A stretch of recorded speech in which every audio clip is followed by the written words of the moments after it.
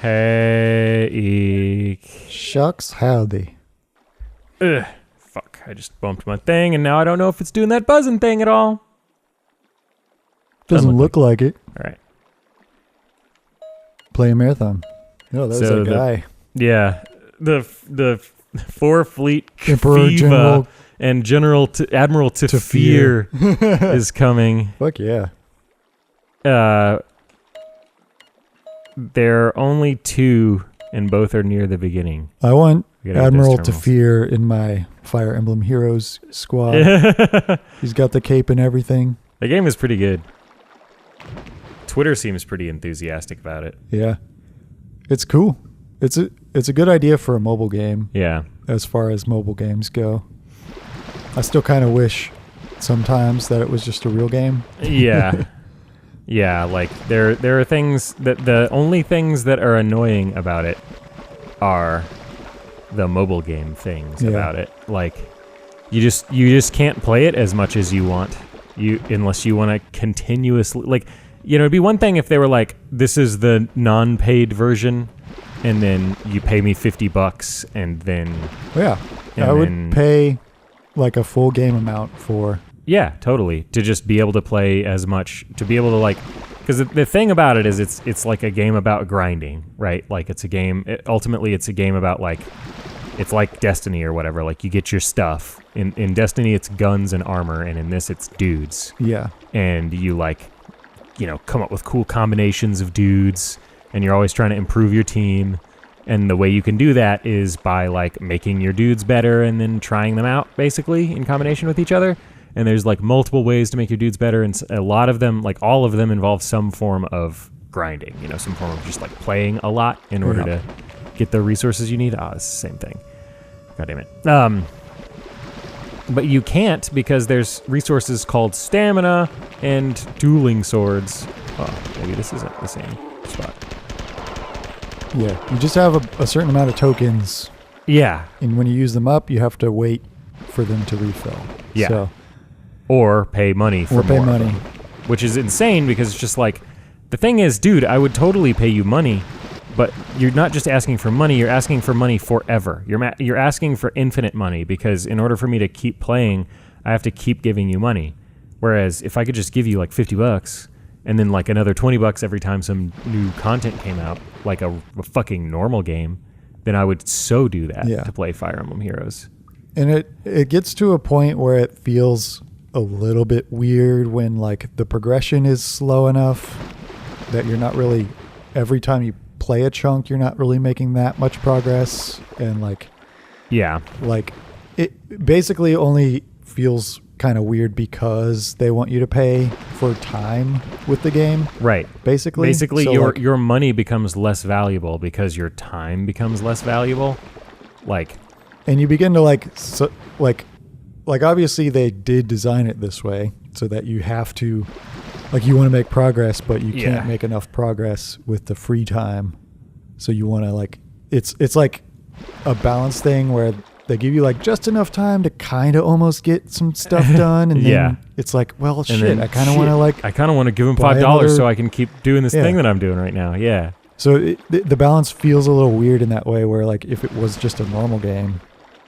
Yeah, and honestly, there's two problems that I have, and I think you will agree with me because we're the same person. There's two problems that I have with that model. Yeah. And the one problem is that the thing that we've talked about where when you remember when we played a bunch of... Huh? This is a lever. Do you remember when we played a bunch of WoW and then we played a bunch of Sweater? And one of the big things that struck us about WoW versus Sweater is that WoW just seems way less crass than Sweater because it's not free to play. So it's not basically the thing about that is that it's not constantly asking you for money, which feels obnoxious. Like it feels crass and it feels like you're not playing a work of art, you're playing some guy's money machine. You know what I mean? Exactly. And that doesn't feel as good. Even if there is some art in there, it just feels like a money machine. And so that's one problem with it. And then the other problem is from the perspective of like a consumer. Like even if you are thinking about it as you bought this product and you're having fun with this product, even from that perspective, you're getting you're getting less value out of the product than you would if you just paid more money up front, but then were done paying money. Yeah. Like, you could pour so much money into Fire Emblem Heroes and get like far less actual quality time out of it. Money and time. Like the only way to enjoy Fire Emblem Heroes really is to just not play it as your primary game. Play it as like something you only play when you can play it, and then you can enjoy it and you don't have to worry about that. Before he disappeared, the master called the 11 Olders. One by one, they came before him to hear his words. Each heard their clan names. Svitlar, Svithra, Svitna, Svitka, Svitvir, Svityra, Svitval, Svitshur, Svitmner, Svityor, and Svitkur. Thus were the sacred clans given names and ranks, the 11 numbers in the 11 sacred clans. The final words of the master came to the Olders. Don't mistake your rank and number for superiority. The oldest child may learn from the youngest. Okay, I think that was the one that we hadn't read, so now we can go back. But yeah, it just basically degrades the experience. Like we were talking about, it's obviously deliberately designed that way. It's designed to make you want to spend your money. Yeah. And it's obviously successful, otherwise game studios wouldn't keep making these fucking mobile games. But like, the thing about that is just like have you no honor?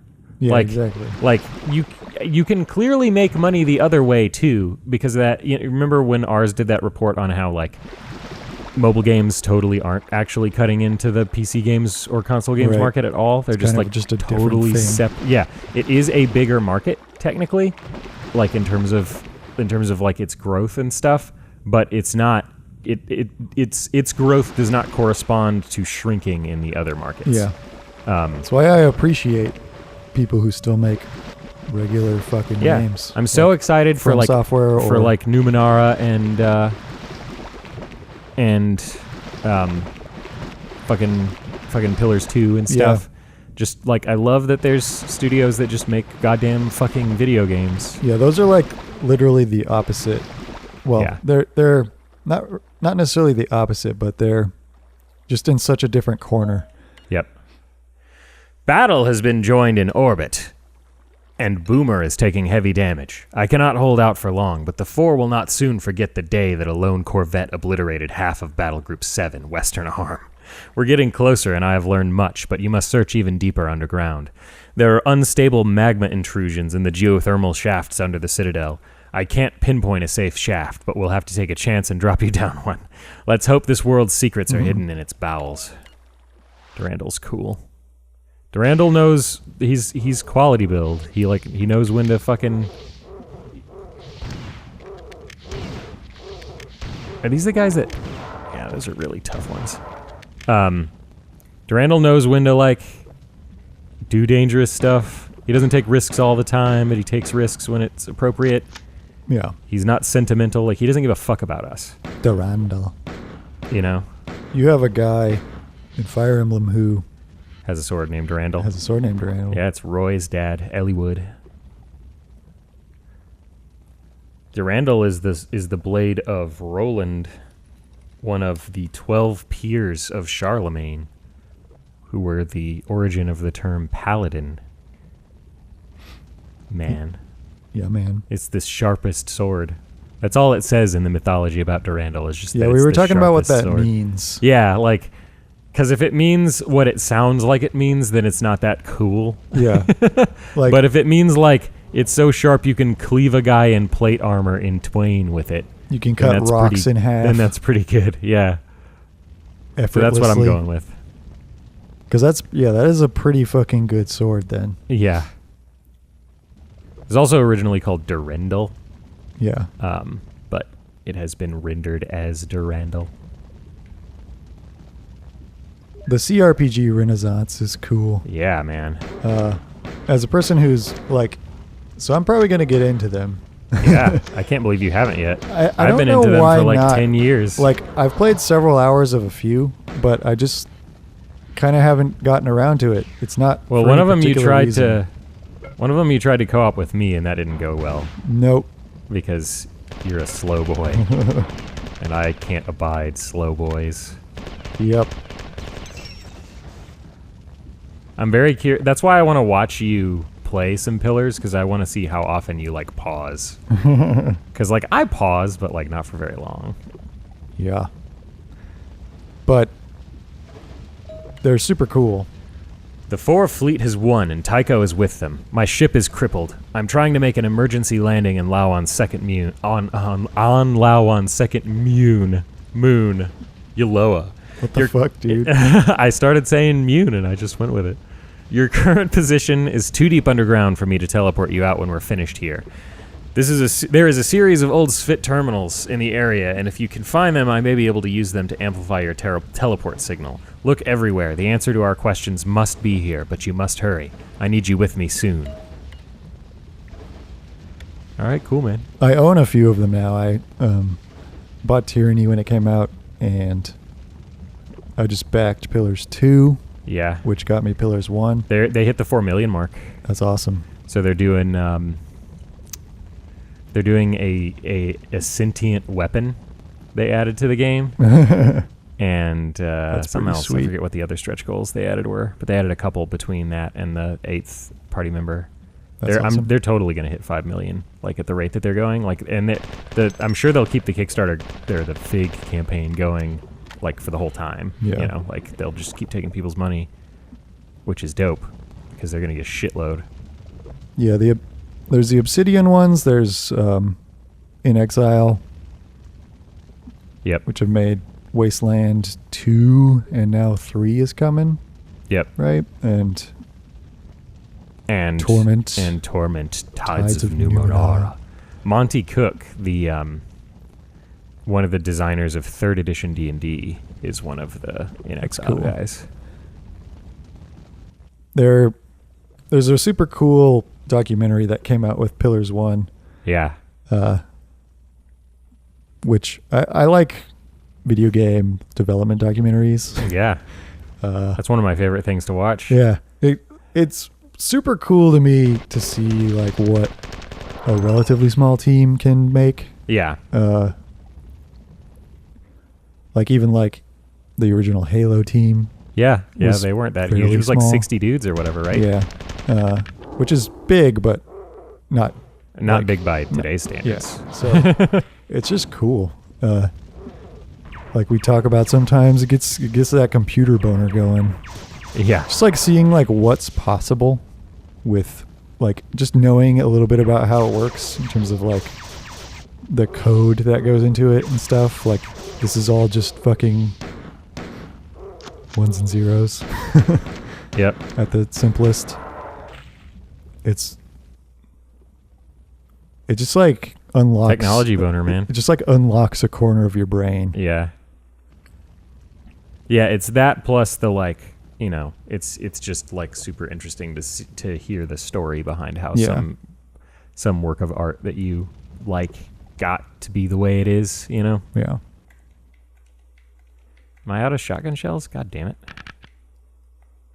Are these ones not immune to the goddamn fusion pistol? No, they're not. Okay. I think the brown ones are, though.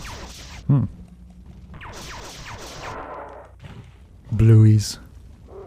Slingers. Have I talked about this on the podcast?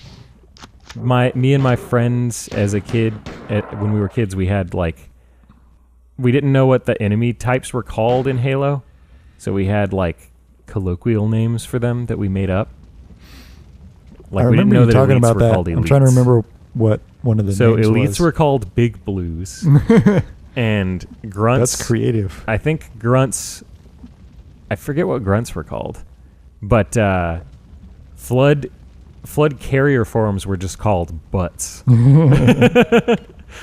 We, the Orders of Svit, united finally but doomed, have released the Sklactor in the Citadel.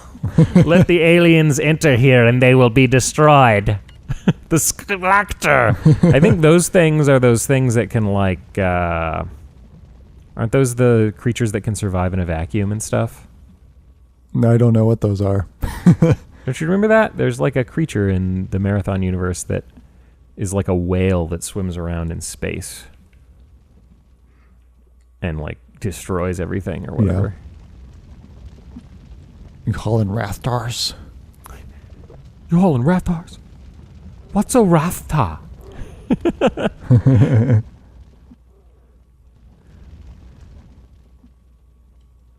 Okay, we've been this way.